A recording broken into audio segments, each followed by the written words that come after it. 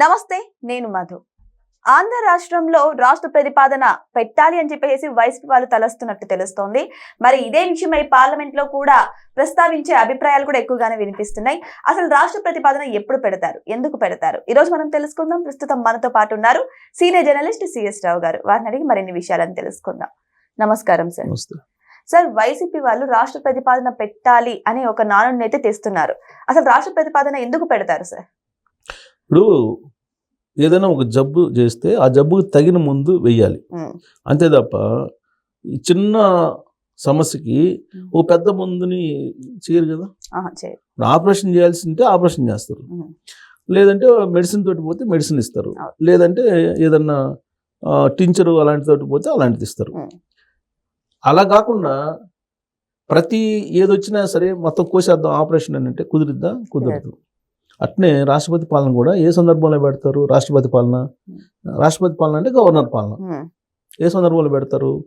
రాష్ట్రం అంతా అల్లకూలంలో అయిపోయి రాష్ట్రం శాంతి భద్రతలు అదుపు తప్పేసి అసలు 144 సెక్షన్ పెట్టి కనిపిస్తే కాల్చివేత ఉత్తర్వులు ఇచ్చి ఇవన్నీ చాలా ప్రాసెస్ ఉంది.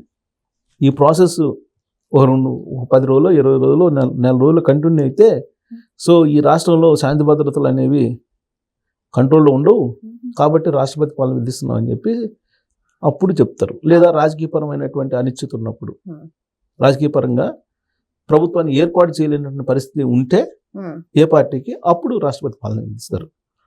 ఏమీ లేకుండా రాష్ట్రపతి పాలన విధించండి అని చెప్పి పార్లమెంటులో, లోక్సభలో, అలాగే రాజ్యసభలో ప్లే కార్డులు పట్టుకొని ప్రదర్శిస్తున్నారు వైఎస్ఆర్ కాంగ్రెస్ పార్టీకి సంబంధించినట్టు ఎంపీలు పార్లమెంట్ భవనం ఎదుట. పైగా దేనికోసం రాష్ట్రపతి పాలన అంటున్నారు సార్? ఇప్పుడు అదే ఢిల్లీలో వాళ్ళు అడుగుతున్నారు, వాళ్ళని ప్లే కార్డులు పట్టుకున్నారు, బాగానే ఉంది. రాష్ట్రపతి పాలన దేనికి పెట్టాలి అంటే అంబటి రాంబాబు ఇంటి మీద దాడి చేసినందుకు, జోగి రమేష్ ఇంటి మీద దాడి చేసినందుకు రాష్ట్రపతి పాలన పెట్టాలా? వాళ్ళు ఎందుకు వాళ్ళ మీద ఇంటి మీద దాడులు చేశారు, ఎందుకు చేయాల్సి వచ్చింది? వాళ్ళు ఏమన్నారు? వాళ్ళు ఏ విధంగా దురుసుగా ప్రవర్తించారు, ఏ విధంగా నోరు బారేసుకున్నారు, ఏ విధంగా లా అండ్ ఆర్డర్ని అదుపు తప్పేలా క్రియేట్ చేశారో వాళ్ళు ప్రయత్నం చేశారు. ఇప్పుడు అందుకే వాళ్ళని అరెస్ట్ చేశారు, అంతే కదా. చట్టం తన పని తాను చేసుకోబోయింది. గతంలో కూడా అదే జరిగింది కదా. జగన్మోహన్ రెడ్డి గారు అధికారంలో ఉన్నప్పుడు 2019 నుంచి 2024 మధ్యలో హైకోర్టు జడ్జెస్ చెప్పారు రాష్ట్రంలో రూల్ ఆఫ్ లా లేదు అని చెప్పి. హైకోర్టు జడ్జెస్ అఫీషియల్గా సుప్రీంకోర్టుకి లెటర్ రాశారు. మరి అప్పుడు రాష్ట్రపతి పాలన పెట్టాలి. వాస్తవంగా ఇది హైకోర్టు జడ్జెస్ రాశారు, రూల్ ఆఫ్ లా లేదని. ఎందుకు రాయాల్సి వచ్చింది? ఆ రోజు ఎవరిని పడితే వాళ్ళని ఎక్కడ పడితే అక్కడ సివిల్ డ్రెస్లో వచ్చి పోలీసులు తీసుకెళ్ళిపోయేవాళ్ళు. వాళ్ళు వచ్చిన వాళ్ళు పోలీసులా లేకపోతే కాదో కూడా తెలియదు, ప్రైవేటు వ్యక్తులా లేకపోతే పోలీసులా అని కూడా తెలియదు, సివిల్ డ్రెస్లో వచ్చి తీసుకొని పోయేవాళ్ళు. ఇవన్నీ గమనించిన తర్వాత ఆ రోజు ఉన్నటువంటి హైకోర్టు జడ్జెస్ లెటర్ రాశారు సుప్రీంకోర్టుకి, రూల్ ఆఫ్ లా లేదు ఆంధ్రప్రదేశ్లోని. మరి అప్పుడు కదా రాష్ట్రపతి పాలన పెట్టాలి. ఇప్పుడేమైంది? ఇప్పుడు ఎవరిని తీసుకెళ్ళిపోతున్నారు?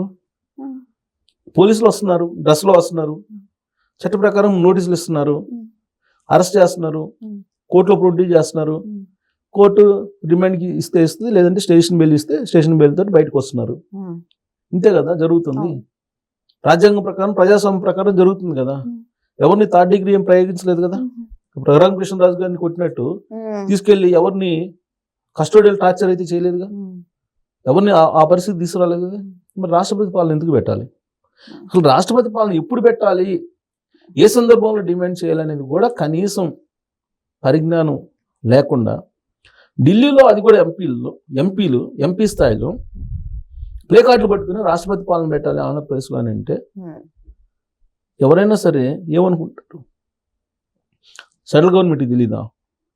సెంట్రల్ ఇంటెలిజెన్స్ ఉంటుంది కదా, రాష్ట్ర ఇంటెలిజెన్స్ ఉంటుంది కదా, వ్యవస్థలో వాటి పని వాటి చేస్తుంటుంది కదా.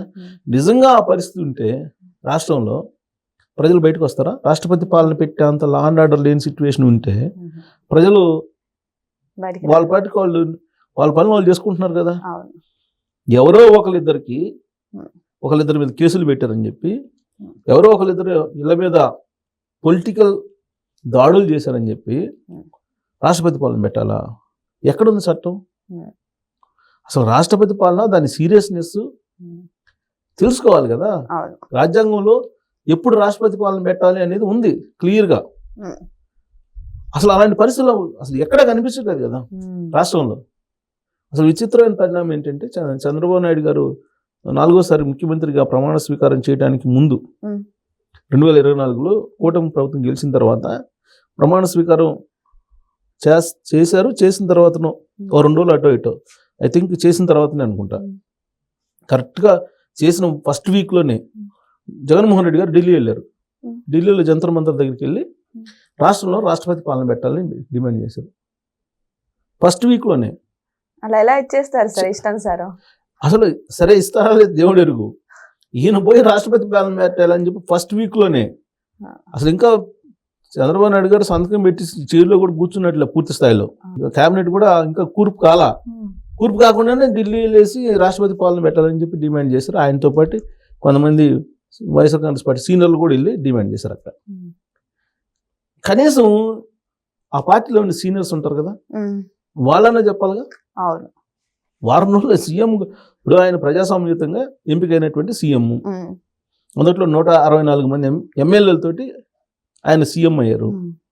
ఆయన ప్రమాణ స్వీకారం చేసిన వారం రోజుల లోపలే రాష్ట్రపతి పాలన పెట్టాలని చెప్పి మీరు ఢిల్లీ వెళ్ళారంటే అసలు రాష్ట్రపతి పాలన ఎప్పుడు డిమాండ్ చేయాలి అనేది తెలిసే చేస్తున్నారా? ఇప్పుడు కూడా అదే జరుగుతుంది. రాష్ట్రపతి పాలన ఎందుకు పెట్టాలి అసలు? రాష్ట్రపతి పాలన పెట్టే పరిస్థితులు అక్కడ ఉన్నాయా? రాష్ట్రంలో ఏపీ గ్రాఫ్ పెరిగింది, రెవెన్యూ పెరిగింది, కేంద్ర ప్రభుత్వం చెప్తుంది ఏపీ నెంబర్ 1 అని చెప్తుంది. కేంద్ర బడ్జెట్లో ఆంధ్రప్రదేశ్కి రైల్వే కారిడార్లు ఇచ్చారు, కోస్తా కారిడార్లు ఇచ్చారు, అన్ని రకాల కేటాయింపులు జరిగినాయి. ఇంకోవైపు ఇండస్ట్రీస్లో వస్తున్నారు, పెద్ద పెద్ద కంపెనీలు వస్తున్నాయి, మల్టీనేషనల్ కంపెనీలు వస్తున్నాయి, రైల్ కనెక్టివిటీ పెరుగుతుంది, ఎయిర్ కనెక్టివిటీ పెరుగుతుంది, సీ కనెక్టివిటీ పెరుగుతుంది, తర్వాత క్వాంటమ్ టెక్నాలజీ వస్తుంది, క్వాంటమ్ హబ్ వస్తుంది, డ్రోన్ హబ్ వస్తుంది, ఈ ఎలక్ట్రానిక్స్ హబ్ ఉంది, కారిడార్లు ఎకనామిక్ కారిడార్లు ఏర్పాటు చేస్తున్నారు. ఇన్ని వస్తుంటే, డెవలప్ జరుగుతుంటే, బ్రాండ్ నేమ్ పెరుగుతుంటే ఆంధ్రప్రదేశ్కి రాష్ట్రపతి పాలన పెట్టాలని చెప్పేసి ఎలా డిమాండ్ చేస్తారు? రాష్ట్రపతి పాలన ఎప్పుడు పెడతారు? ఉంది రాష్ట్రపతి పాలన ఏ సందర్భంలో పెడతారనేది మన ఉమ్మడి ఆంధ్రప్రదేశ్ చరిత్రలోనే ఉంది. ఉమ్మడి ఆంధ్రప్రదేశ్ చరిత్రలో రామారావు గారు ముఖ్యమంత్రి అయినప్పుడు అప్పుడు ఇందిరాగాంధీ గారు కావాలని రాష్ట్రపతి పాలన పెట్టించారు, ఇది రాజ్యాంగానికి విరుద్ధంగా.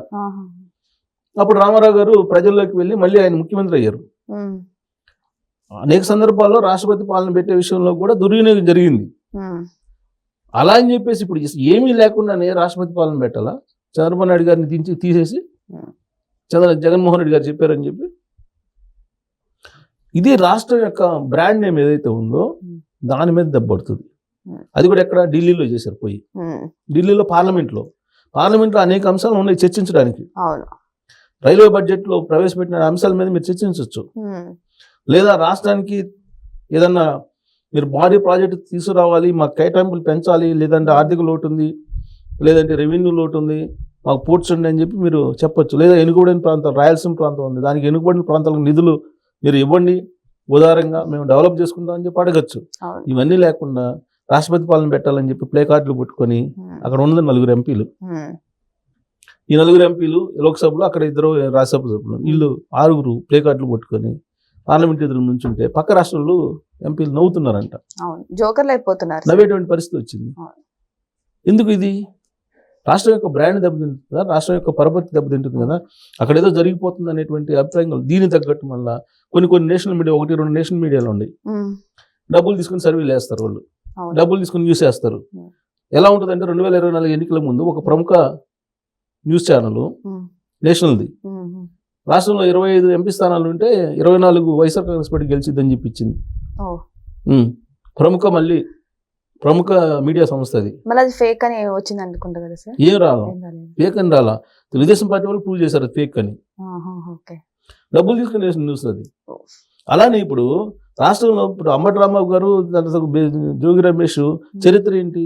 నకిలీ సారా తయారు చేశారు, నకిలీ మద్యం తయారు చేసినటువంటి కేసులో జోగి రమేష్ ఉన్నారు, దానికి సంబంధించినటువంటి ఇన్వెస్టిగేషన్ జరుగుతుంది. అంబటి రాంబాబు గారు ఏ విధంగా లా భాషను మాట్లాడారో అందరికీ తెలుసు. మరి అరెస్ట్ చేయక ఏం చేస్తారు? అరెస్ట్ చేయక వదిలిపెడతారా? మీ ఇష్టం వచ్చినట్టు తిట్టండి అని. కాకపోతే ఏంటంటే జరిగిన మిస్టేక్ ఏంటంటే కొంతమంది వాళ్ళ ఇళ్ళ మీద దాడులు చేయడం తప్పేది. దానికి మాత్రం అంత మాత్రం చేత మీకు రాష్ట్రపతి పాలన పెట్టాలా? అంత మాత్రం చేత రాష్ట్రపతి పాలన పెట్టే పని అయితే 2019 నుంచి 2024 మధ్యలో జగన్మోహన్ రెడ్డి గారు ఉన్నప్పుడు ఎన్నిసార్లు రాష్ట్రపతి పాలన పెట్టాలి అనేటువంటి ప్రశ్న ఇప్పుడు తెలుగుదేశం పార్టీ వాళ్ళు వేస్తున్నారు. సో కాబట్టి ఇది రాష్ట్రం యొక్క విశాల దృక్పథంతో ఆలోచించాలి రాజకీయ పార్టీలు. నేరోగా ఆలోచించి రాష్ట్రం పరువు తీయకూడదు. కాబట్టి మీరు రెండు పార్టీలకు సంబంధించి మీరు ఆరోపణలు చేసుకోండి. అంతే తప్ప ఈ రెండు రాష్ట్రాన్ని మీ రెండు పార్టీలకు రాసి లేదుగా పర్మనెంట్ గా ప్రజలు.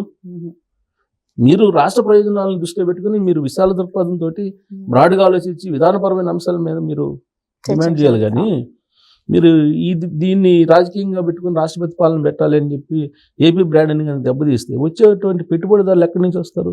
రాష్ట్ర అభివృద్ధి ఎలా జరుగుతుంది? ఢిల్లీలో ఇదే చర్చ జరుగుతుంది. సో ఏదేమైనా సరే రాష్ట్రపతి పాలన గురించి వైసీపీ వాళ్ళు ఢిల్లీకి వెళ్లి మరి డిమాండ్ చేయడానికి చూస్తుంటే నిజంగానే ఆంధ్రప్రదేశ్ పరిస్థితి ఇంత దిగజారిందా అని పలువురు అనుకునే పరిస్థితి కూడా ఏర్పడింది. మరి దీని గురించి కూటమి ప్రభుత్వం ఎలా స్పందిస్తుందో వెయిట్ చేసి చూద్దాం. Thank you so much. Thank you.